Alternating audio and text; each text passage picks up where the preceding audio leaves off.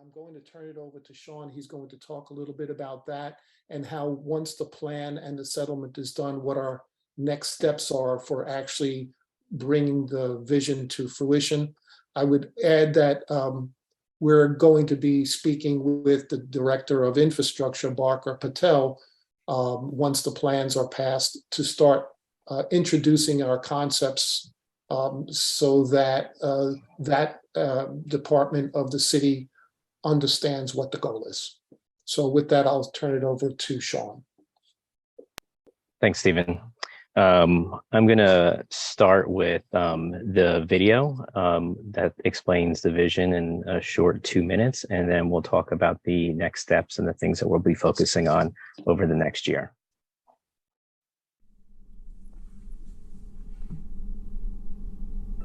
The embankment is envisioned as part of the East Coast Greenway that connects Florida to Maine, much like the Appalachian Trail.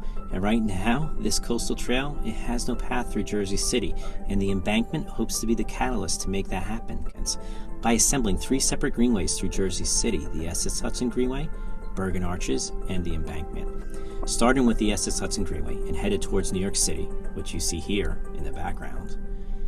This off-roads, rails-to-trails experience brings you through native salt marshes and forests from the Meadowlands. Then you ascend into the Bergen Arches where the trains cut through the Palisades. It's as if you've entered a time warp into a forgotten canyon, a true wilderness, where the city floats above you. And it's here that this off-roads path starts cutting through the densest part of Jersey City, offering green space that is so scarce in the urban context. And it's not a park space, no, it's naturally grown, naturally seeded, not planted at all, a true Palisades experience. Then you pop out of the Bergen Arches with New York City in front of you, and you are hovering over downtown Jersey City, where you can see the historic roots of the infrastructure of the railroad. You enter back into the forest of the Palisades, where you really can start to see nature take back over, that infrastructure of our forgotten past, where you can actually learn about nature and its communication with our community. Then there's the embankment, cutting right through the historic neighborhoods of downtown Jersey City, bringing you to the riverfront of New York City. It's built of stone and earth 30 feet above the city, where natural meadows and forests have reclaimed the ground. It's amazing up there.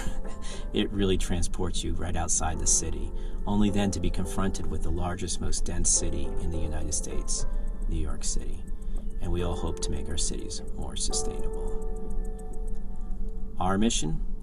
Well, it's to preserve these meadows and forests and show that out of our industrial past, a new type of ecology can thrive and make our cities healthier places for people to live, while at the same time connecting us with our greater regional environments and living with this natural habitat as actually part of our community.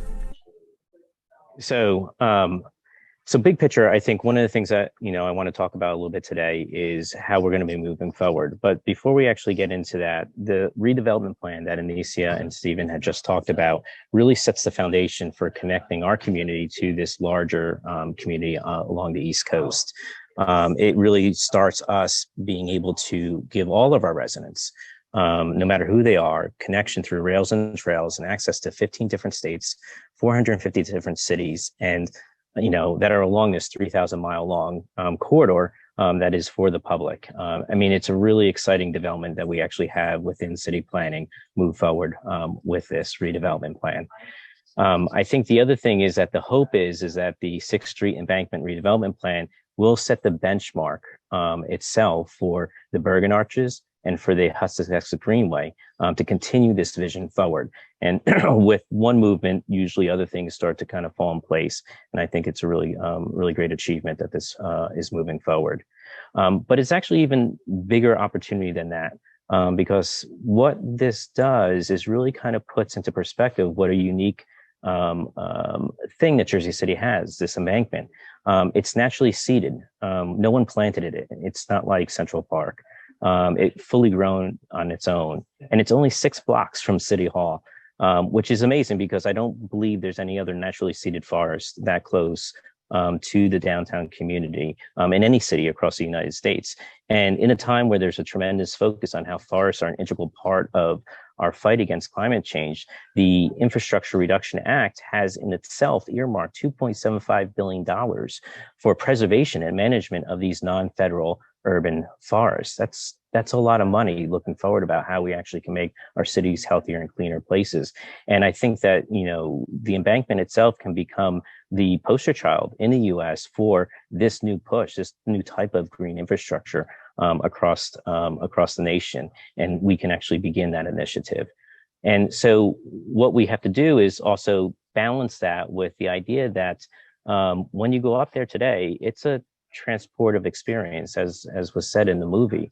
It's pretty amazing. It takes you right outside the city. You feel as you've been transported right into the deep Palisades wilderness within the ecology that had grown up there. It's a really completely new type of urban park. We don't have wild places in urban fabrics today.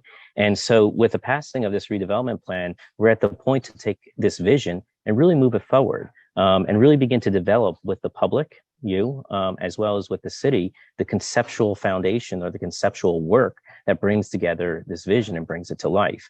So we're going to begin starting now with this transition in defining the exact nature of this public path that goes through the forest and go through the meadows of the embankment and the programs that are associated with those activities or with this path. And so we're starting to get into actually developing these ideas a little bit more, as well as actually defining the access and safety plans for the embankment. What is appropriate for this new type of park? What is appropriate for the green infrastructure of the future? And it's going to take a lot of work because there's really no precedent to it.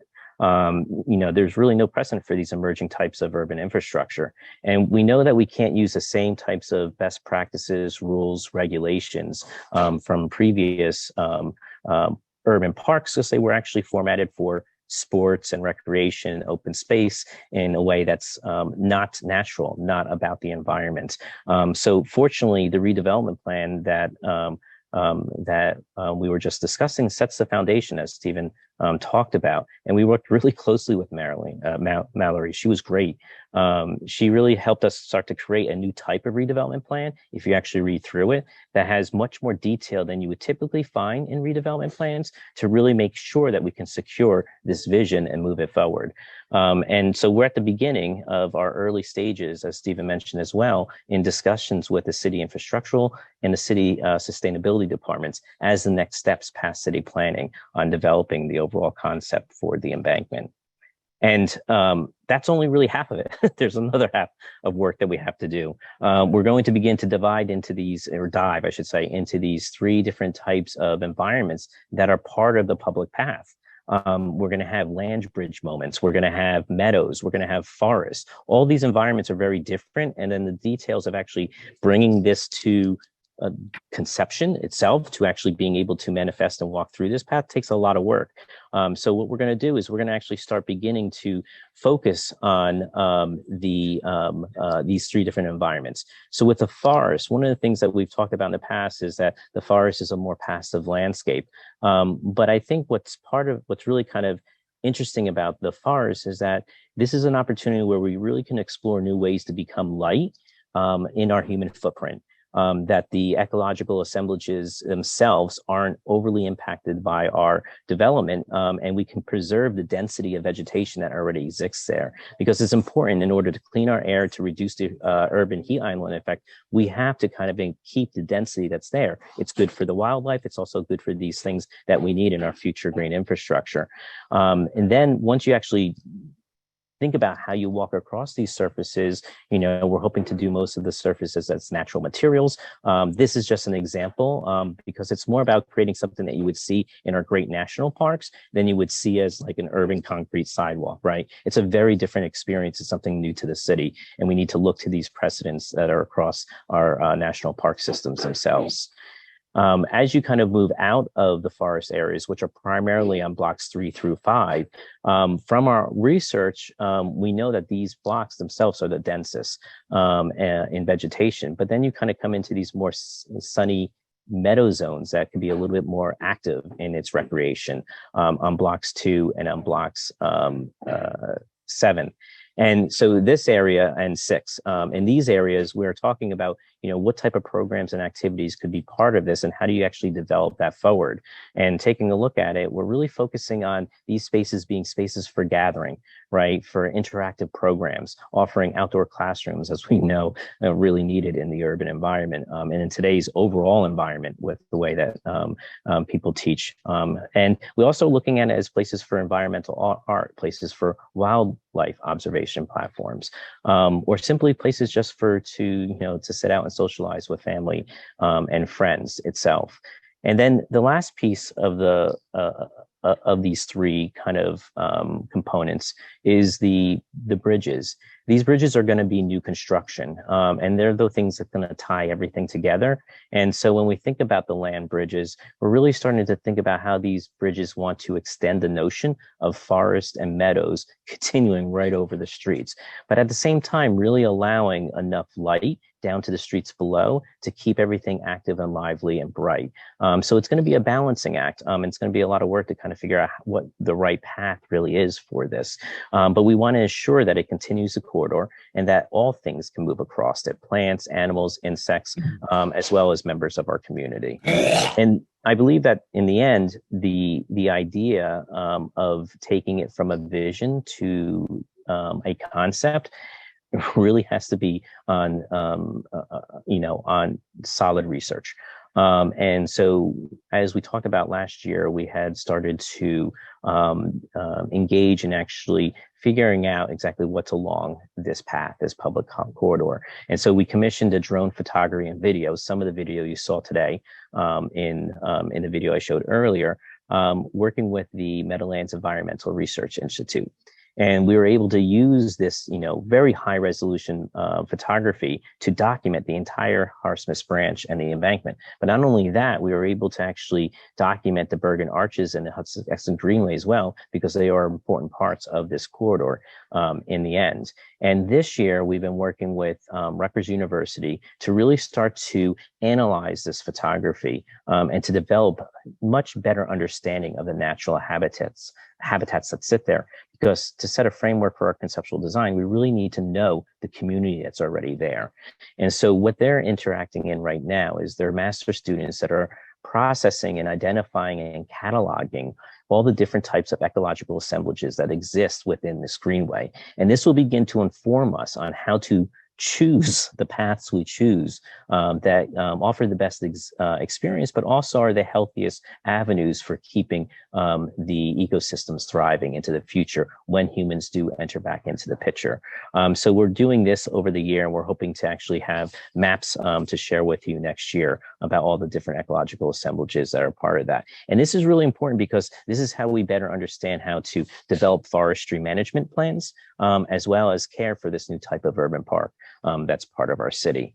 But the last thing really is it also informs us about our culture. It inspires art, as we heard from some of our new board members.